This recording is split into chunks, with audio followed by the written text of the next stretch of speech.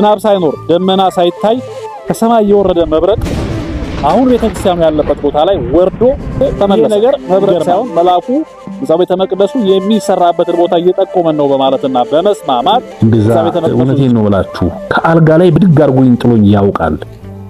በጣም ብዙ ጊዜ ደም ተፍቻለሁ።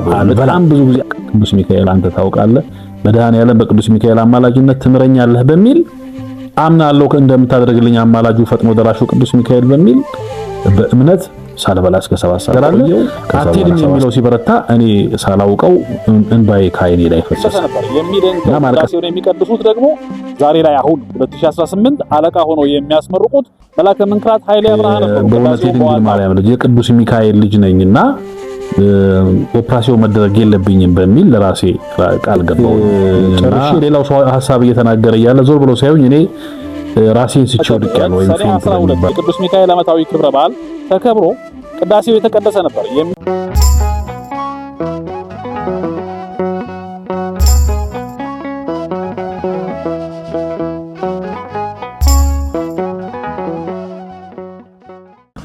ጤና ይስጥልኝ እንደምን አላችሁ? አሁን የምገኘው በአዲስ አበባ ሰሜን ምስራቅ መውጫ መንገድ ላይ ነው የምገኘው። ዛሬ አንድ ቦታ ወስዳችኋለሁ። ታላቅ ቤተክርስቲያን ነው። ከዚህ ቤተክርስቲያን በረከት እንድታገኙ ሰሞኑን በዚህ ቤተክርስቲያን እጅግ ድንቅ ተአምራት ይደረጋል። ከዚህ በፊት የተደረገውንም አሁን የሚደረገውን ነገር ነግራችኋለሁ። አብራችሁኝ ወደ ቤተክርስቲያኑ እንግባ። አብራችሁኝ ቆዩ።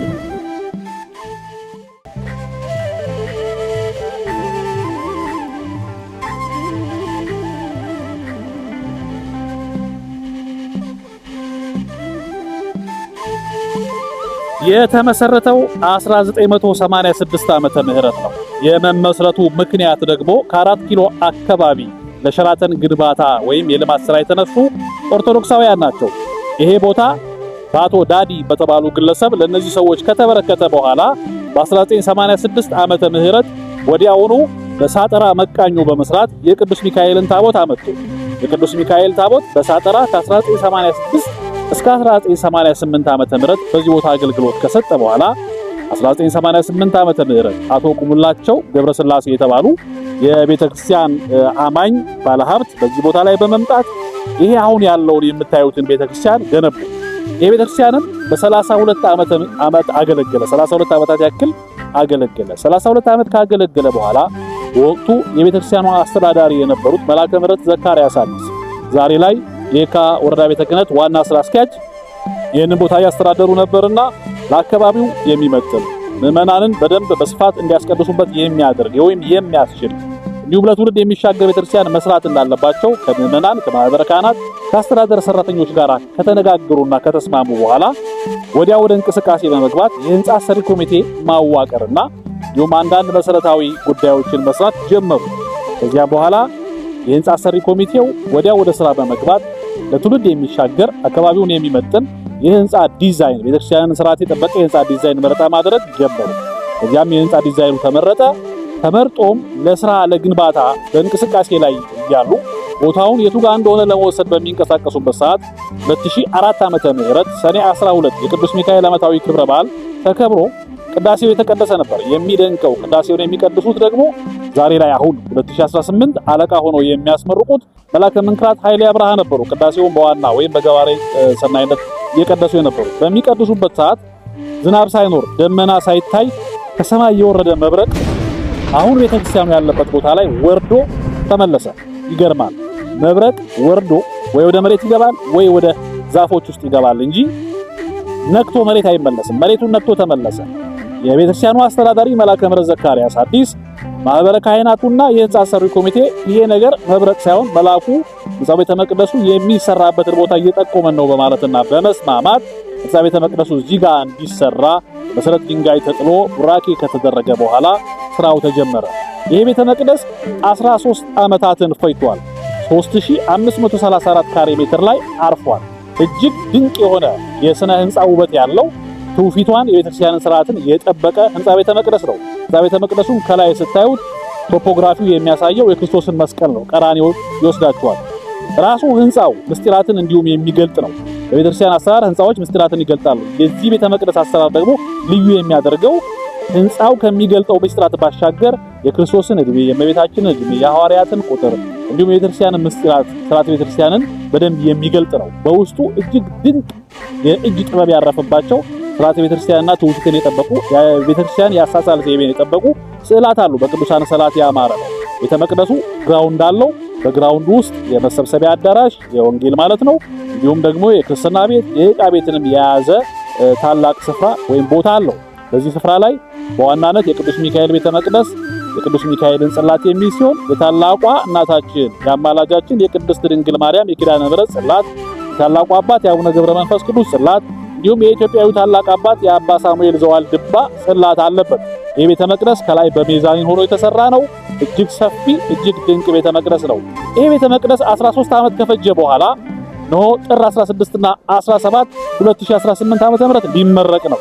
ስለዚህም እዚህ በመምጣት ደብረ ጽባ ሲኤምሲ ቅዱስ ሚካኤል ቤተክርስቲያን በመምጣት የዚህ በረከት ተሳታፊ እንድትሆኑ ጥሪ እናቀርብላችኋለን። ቅዱስ ሚካኤል ደጁ መታችሁ አንበታችሁ ጸሎታችሁን የሰማችሁ መልስ የመለሰላችሁ ዓለም አልችለውም ካላችሁ በሽታ የተላቀቃችሁ ብዙዎች ስለዚህ ቤተ መቅደስ ትመሰክራላችሁ። እነሆ ከዚህ ታሪክ ጋራ አንዱ ምስክርም ሆነው እኔ ወንድማችሁ መምህር ግሩም ነኝና የኔን ታሪክ ከዚህ ቀጥሎ አሳያችኋለሁ ወይም እነግራችኋለሁ። በመጨረሻ ግን ይሄ ቤተ መቅደስ ጥር 16 እና 17 ቅዱስ ፓትርያርኩ ብፁዓን አበው ሊቃነ ጳጳሳት፣ ሊቃውንተ ቤተክርስቲያን፣ የሰንበት ትምህርት ቤት መዘምራን፣ የአካባቢው ምዕመናን፣ የአዲስ አበባ እንዲሁም ከሌላ አካባቢ የመጡ በሙሉ በሚገኙበት በታላቅ ድምቀት ይመረቃልና ሲኤምሲ ደብረ ጽባ ቅዱስ ሚካኤል ቤተክርስቲያን በመገኘት የበረከቱ ተሳታፊ እንድትሆኑ ጥሬን አስተላልፋለሁ። የሚገኘው ከመገናኛ ስትመጡ ጋስተሞል ፊት ለፊት ታላቁን ቤተ መቅደስ የሲኤምሲ ደብረ ጽባ ቅዱስ ሚካኤል ቤተክርስቲያንን ታገኛላችሁ። በመምጣት እንድትባረኩ ጥሪያችንን እናስተላልፋለን። አሁን ወደ ታሪክ ወስዳችኋል።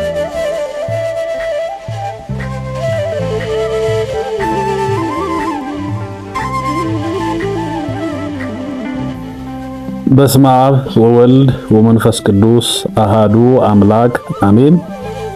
በመላው ዓለም ሆናችሁ ይህንን መልእክት የምትሰሙ የእግዚአብሔር ቤተሰቦች፣ የቅዱስ ሚካኤል ወዳጆች የእግዚአብሔር ሰላም ይድረሳችሁ።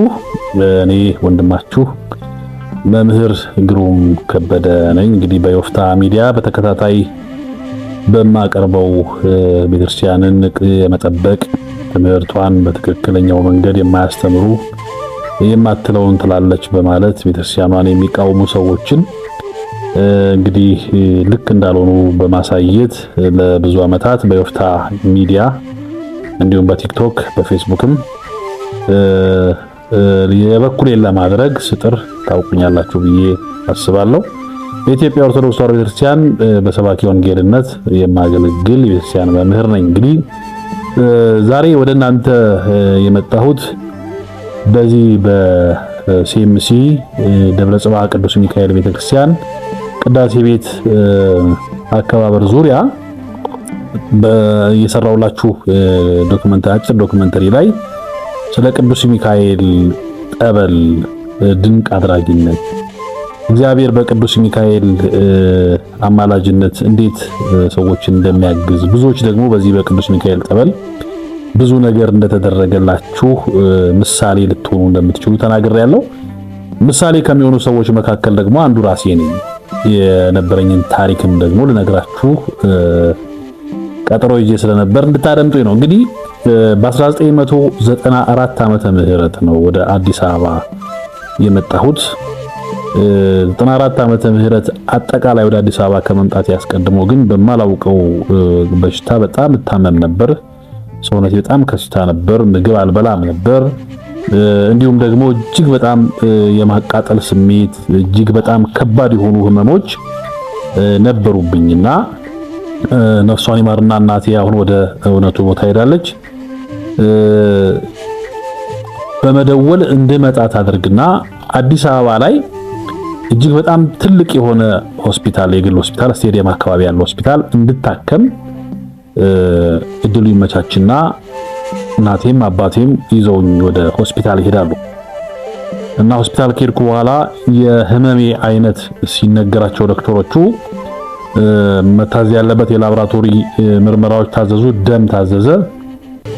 ሌላ ደግሞ አንድ የማሽን በማሽን መታየት አለበት የሚል የማሽን ሕክምና ታዘዘልኝ እና ማሽኑ ወይም የሚያየው ማሽን በዚህ በአፍ በኩል በመግባት ነበር የሚያየው። ምክንያቱም የህመሜ ፍንጭ የሰጣቸው ጨጓራ ከፍተኛ ጨጓራ እንደሆነ ነውና በዚህ በማሽን በአፍ ውስጥ በማስገባት ወይም ኢንዶስኮፒ በሚባል ማሽን ታየው ማለት ነው።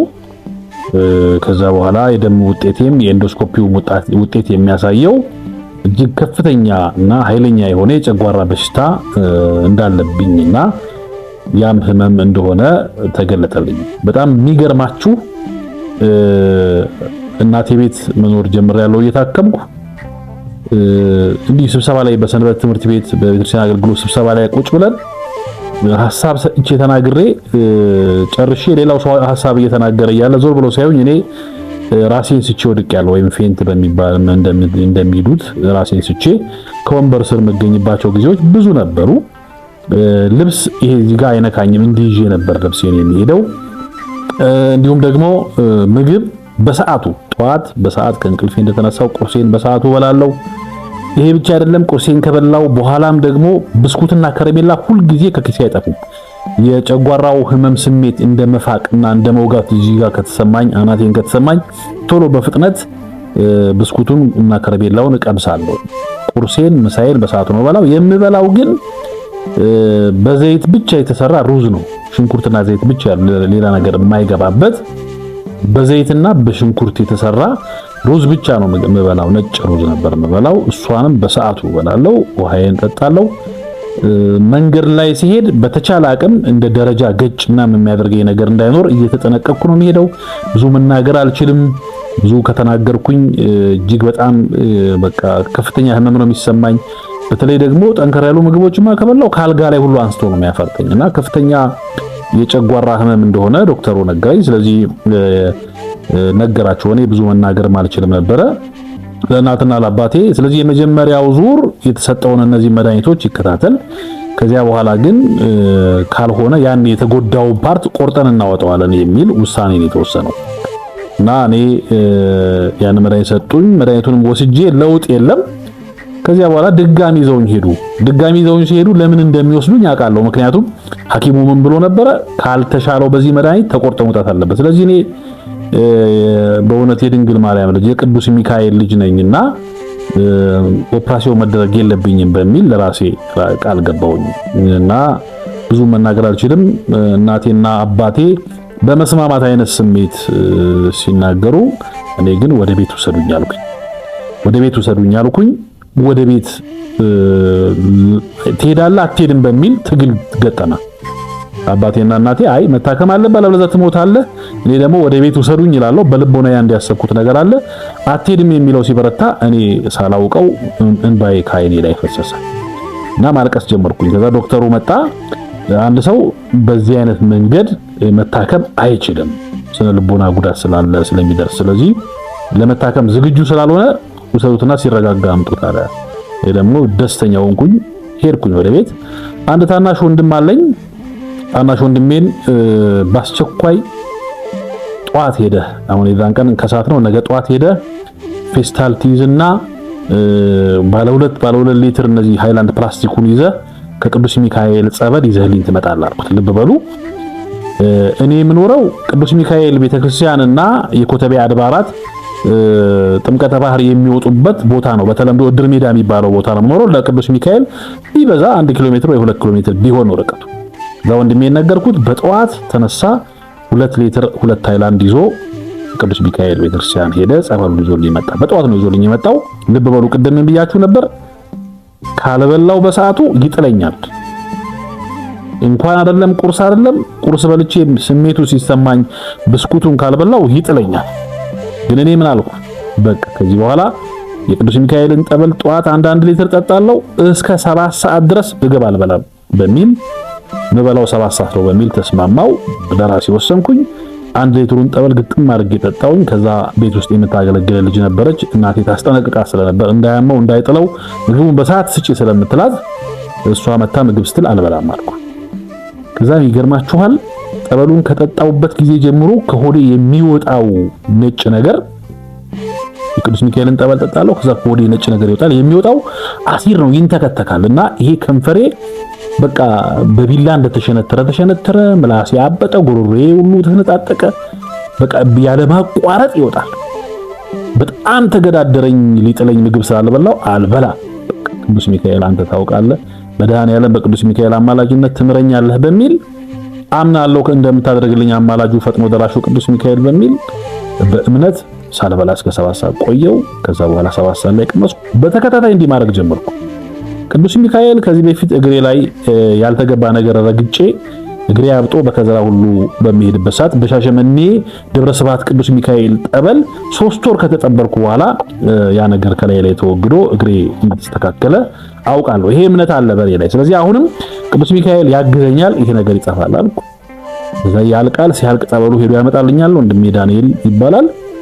እጠጣለሁ እስከ 6 ሰዓት አልበላም። 2-3 ቀን 1 ሳምንት ተፈታተነ። በጣም በቃ ሊጥለኝ ይሞክራል። የራስ ጉዳይ እያልኩ ጸበል እጠጣለሁ። ግን በዚህ ሁሉ ቀናት ውስጥ ከወዴ የሚወጣው ነገር እንደዚህ ልብስ ላይ ሳረገው ይንተከተካል፣ አሲር ነው የሚወጣው። ከዚያ በጣም በከፍተኛ ትግል ጸሎቴን እያረኩ የቅዱስ ሚካኤልን ጠበል እየጠጣው ለ10 ቀን ያክል ቆየሁ። ከ10 ቀን በኋላ ራሴ መሄድ እንዳለብኝና እየተጠበልኩ ጸበሉን እዛው ተጸብዬ እዛው ጠጥቼ ቆይቼ መምጣት እንዳለብኝ አመንኩ። ሲሄድ ራሱ በጣም በትንሽ ነው የሚሄደው። የሚገርማችሁ ከዚያ በኋላ ለማንም ሳልናገር ወጣው። አንድ ሃይላንድ ያስኩ 2 ሊትር ሄድኩኝ፣ ተጸበልኩኝ። ከዛ በኋላ ወጥቼ እዛው አንድ ቅዱስ ሚካኤል ደብረ ጽባህ ሲኤምሲ ቅዱስ ሚካኤል ጥግ ላይ ቁጭልና ጸበሌን ግጥም አድርጌ ጠጥቼ ሳሩ ላይ ተኛለሁ። ይወጣል፣ ጸበሉ ይወጣል፣ ያ አሲድ ይወጣል። እስከ 6 ሰዓት ድረስ እዛው ቁጭ እላለሁ። ልክ 6 ሰዓት ሲሆን ቀስ እያልኩ ስለሆነ የሚሄደው ከደብረ ጽባህ ሲኤምሲ ቅዱስ ሚካኤል ቤተክርስቲያን ከጸበሉ ጋር ወጥቼ እድር ሜዳ ወይም ጥምቀተ ባህር ድረስ ቀስ እያልኩ እመጣለሁ። እንደመጣው ምግብ ይቀርብልኛል፣ ያን ሩዝ በላለሁ። እንዲህ እያልኩኝ ያለ መታከት መጠመቅ መጠጣት ጀመርኩ። ሲወጣ ከዛ ጤናዬ የተሻሻለ። ከዛ ከ3 ወር ከምናምን በኋላ አልጫ ሽሮ በእንጀራ መብላት ጀመርኩ። ጤናዬ የተሻሻለ፣ ጨጓራ የተሻሻለ መጣ። ልክ በዚህ መልኩ 6 ወራት ያለ ማቋረጥ ከተጸበልኩና ጸበሉን ከጠጣው በኋላ ሙሉ ጤነኛው ለእግዚአብሔር ለአምላካችን ክብር ምስጋና ይግባውና ቅዱስ ሚካኤል በአማላጅነቱ ደረሰልኝ። ይሄ የምነግራችሁ ታሪክ ሁሉ የተከናወነው አሁን ታሪኩን የነገርኳችሁ ወይም በ16 እና በ17 የሚመረቀው ደብረ ጽባህ ሲኤምሲ ቅዱስ ሚካኤል ቤተክርስቲያን ውስጥ ጸበል ውስጥ። ከዛ ሙሉ ጤነኛው ቤት እናቴን በጣም ደነቃት፣ ሌሎቹም በጣም ተደነቁ። ከዚያ በኋላ በሆነ ጊዜ ላይ ቼክ ለማድረግ ሕክምና ሄድኩ። በጣም ጥሩ ሁኔታ ላይ ያለው በቃ ያ የነበረው ነገር ሁሉ አሁን የለም። በጣም ጥሩ ሁኔታ ላይ ያለው አሁንም ግን ይንከባከበው የሚል መልእክት ዶክተሮቹ ነገሩኝ። በጣም ደስተኛ ሆኜ በቅዱስ ሚካኤል ጠበል ኦፕራሲዮን ለሆነበት የነበረው እንደዛ እውነቴን ነው ብላችሁ ከአልጋ ላይ ብድግ አድርጎኝ ጥሎኝ ያውቃል። በጣም ብዙ ጊዜ ደም ተፍቼ ያውቃለሁ። በጣም ብዙ ጊዜ አሰቃይቶኛል። ጨጓራ ምግብ እንዳልበላ አድርጎኛል። አሁን የፈለኩትን እየበላው እየጾምኩ መጾም መጸለይ መጾም በተለይ መጾም የማይታሰብ ነበር፣ መስገድ የማይታሰብ ነበር። አሁን እንደፈለኩ ብጾም እንደፈለኩ ብሰግድ የፈለኩትን ብበላ ምንም አይነት ነገር የለብኝምና ሩቅ ሳንሄድ እኔ ራሴው መመርገሩ የምታውቁኝ ወንድማችሁ ስለ ደብረ ጽባህ ሲኤምሲ ቅዱስ ሚካኤል እንዲህ አይነት ድንቅ ምስክርነት ልነግራችሁ እችላለሁ። ቅዱስ ሚካኤል በርግጥ ለኔ ወዳጄ ነው። እንዳደረገልኝ እንደደረሰልኝ ይሆንኩ አይደለም። ብዙ ነገሮች አልሳካ እያሉኝ ዝክሩን መዘከር ፈልጋለሁ። በየወሩ የተወሰኑ ጊዜ የቅዱስ ሚካኤል ዕለት ስራ አልሰራም፣ ድርሳኑን አደርሳለሁኝ፣ ለነዳያን ዘክራለሁኝ። እንዲህ ያደረኩ አሁን ግን ሰንፍ ያለው እውነት ቅዱስ ሚካኤል አሁን ይሄን ማድረግ እንደምፈልግ የልቦናዬን ያውቃል። ነገሮችን አመቻችቼ ቅዱስ ሚካኤልን ሁሉ ጊዜ መዘከር እንዳለብኝ አምናለሁ። ደብረ ጽባህ ሲኤምሲ ቅዱስ ሚካኤል ቤተክርስቲያን በጸበሉ ከዳኑ ሰዎች መካከል አንዱ እኔ ነኝ። 1994 እና 95 ታሪክ ነው የምነግራችሁ። ወደ ኋላ ብትሄዱ ብዙ ዓመት ያኔ ልጅ ነኝ። በጣም ብዙ ዓመት ነው ወደ ኋላ ትንሽ ልጅ ሆኜ በዚህ መልኩ በደብረ ጽባህ ቅዱስ ሚካኤል ቤተክርስቲያን ጸበል ከከፍተኛ የጨጓራ ህመም ድኛለሁኝና ቅዱስ ሚካኤል ለሁላችሁም እንደኔ እንደደረሰ ለሁላችሁም ይድረስላችሁ። በአማላጅነቱ ተማመኑ፣ ጸበሉን ጠጡ። በእውነት እምነት ካለ ሰው እግዚአብሔር የምንድንበትን በረከት የምናገኝበትን ብዙ ነገር ሰጥቶናልና በዚህ እንድትጠቀሙ ለማሳሰብ ወዳለው። የተወደዳችሁ የእግዚአብሔር ቤተሰቦች ደብረ ጽባሴ የምሴ ቅዱስ ሚካኤል ቤተክርስቲያን ብፁዓን አበው ሊቃነ ጳጳሳት ቅዱስ ፓትርያርኩን ጨምሮ ሊቃውንተ ቤተክርስቲያን፣ የሰንበት ትምህርት ቤት ወጣቶች፣ የአካባቢው ምዕመናን በርካታ ሰዎች በተገኙበት ጥር 16 እና 17 2018 ዓ.ም ይመረቃልና ይሄንን ታምረኛ ቦታ ድንቅ የሚያደርግ የቅዱስ ሚካኤልን መካን ሄዳችሁ ቅዳሴ ቤቱን በማክበር ቅዱስ ሚካኤል በረከት እንድታገኙ ጋብዛችኋለሁ። ሰላም እግዚአብሔር ከሁላችን ጋር ይሁን። የቅዱስ ሚካኤል አማላጅነት አይለየን። ይቆየን።